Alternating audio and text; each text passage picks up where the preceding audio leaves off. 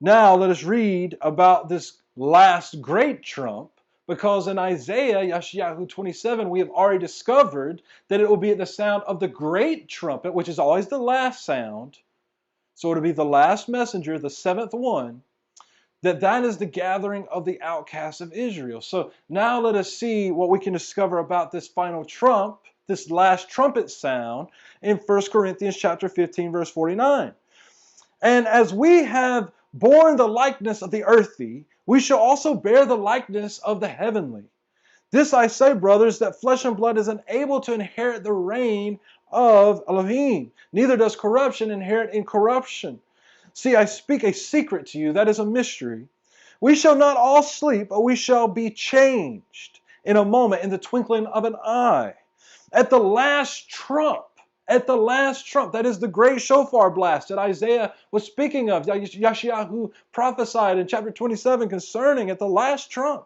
For the trumpet shall sound, and the dead shall be raised incorruptible, and we shall be changed. For this corruptible has to put on incorruption, and this mortal has to put on immortality. And when this corruption has put on incorruption, and this mortal has put on immortality, then shall come to be the word that was written, death is covered up or swallowed up in overcoming. O death, where is your sting? O grave, where is your overcoming? And the sting of death is the sin, and the power of the sin is given because of the Torah. Because the Torah tells us what is sin. But thanks to Elohim, who gives us the overcoming through our Master Yahushua Messiah. So here we see clearly that at the time of the final trumpet is the time of the resurrection that Daniel prophesied concerning in chapter 12. And here Shaul tells us it will happen at the sounding of the seventh messenger, at the time of the very end. Now let's go Matthew 24, verse 27. For as the lightning comes from the east and shines to the west, so also shall the coming of the Ben Adam, the son of Adam, be. For wherever the dead body is, your version may say wherever the body is. Look it up in the Greek. Look it up in the Aramaic. The word there means corpse. It means a dead body. Wherever the dead body is, there the eagles is often how it's translated. However, if you look it up in the Greek and the Aramaic, as I said previously, you will see clearly that the word should be buzzards. For wherever the dead body or the corpse is, there the buzzards shall be gathered together. And immediately after the distress, that is the tribulation of those days, the sun shall be darkened, and the moon shall not give its light, and the stars shall fall from the heavens, and the power of the heavens shall be shaken. And then the sign of the Ben Adam, the son of Adam, shall appear in the Shemayim, in the heavens. And then all the tribes of the earth shall mourn. And they shall see the Ben Adam, the son of Adam, the son of man, coming in the clouds of the heaven with power and much esteem. And he shall send his messengers with a great sound of the trumpet. Not just a sound, but the sound of the great trumpet. It is the trumpet sound that happens at the very end. Remember what it says. It says immediately after the tribulation of those days. But yet in Christianity today, they teach a pre-tribulational rapture. They say that before there will be distress, before there will be tribulation, that there will be a time where the Messiah will pull up the people out of the earth. They'll just come up, they'll just go up. And this is going to be somehow linked to the resurrection as well. They call it the rapture. But this is not what we see in the scriptures. But rather we see that the Messiah says immediately after the tribulation of those days, then he sends out his messengers, and then they sound that great sound of the trumpet, that final sounding of the trumpet. And when they sound that final sound of the trumpet, it says that they shall be gathered together, his chosen ones from the four winds, from one end of the heavens to the other. This is the same exact event that Isaiah Yeshayahu was speaking of. At the great sound of the trumpet, the outcasts of Israel will be gathered. All those who've joined the covenant, they shall be gathered.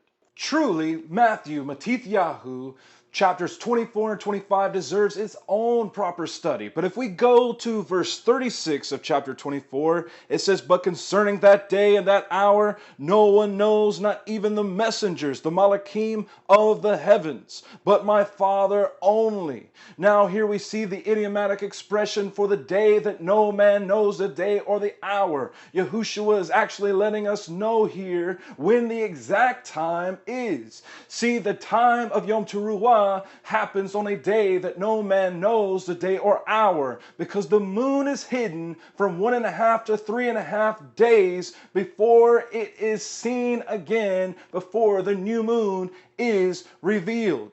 And in chapter 25, we see an elaborate amount of information regarding the time of the harvest, regarding the wise and the foolish virgins. And I can't go through all the information now, but it says in chapter 25 that the bridegroom comes at the midnight hour, and there is a great shout that announces his arrival. When Yahushua said that no man knows except my Father, he is also giving another idiomatic expression, which is involved in the betrothal of a bride in ancient Israel. The bridegroom would announce that no man knows the day of his arrival, because he is going to go and prepare a place for his bride. And only when the Father has inspected that structure which he has built for his bride, then the Father will announce it is time to go and to get your bride. And then he will go, and there will be the sound of the shouts and the trumpets that will announce his coming. Yahushua is coming as the bridegroom. He is coming for his bride. He is coming at the midnight hour. He is coming in a day that no man knows the day or the hour. The day of trumpets, Yom Teruah, is when he will come and take his people to be with him forever and ever. And that happens immediately after the tribulation of those days, not immediately before, but immediately after the tribulation. 1 Thessalonians chapter 4, verse 13.